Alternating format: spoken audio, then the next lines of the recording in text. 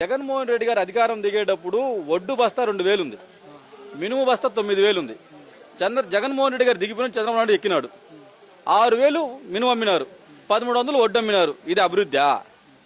ఇది అభివృద్ధా?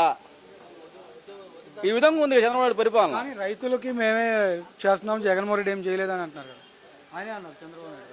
చిన్న ఎగ్జాంపుల్ అండి దానికి. జగన్మోహన్ రెడ్డి గారి పరిపాలన 5 ఏళ్ల పరిపాలనలో 2 ఏళ్లు కరోనా కింద పోయింది, 3 ఏళ్లు ఆయన పరిపాలించింది.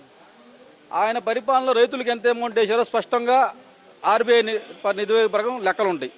ఈ 2 ఏళ్ళు రైతులకు ఎంత చేయడం అందరికీ తెలుసు. దీన్ని బట్టి మనమే చెప్పొచ్చు.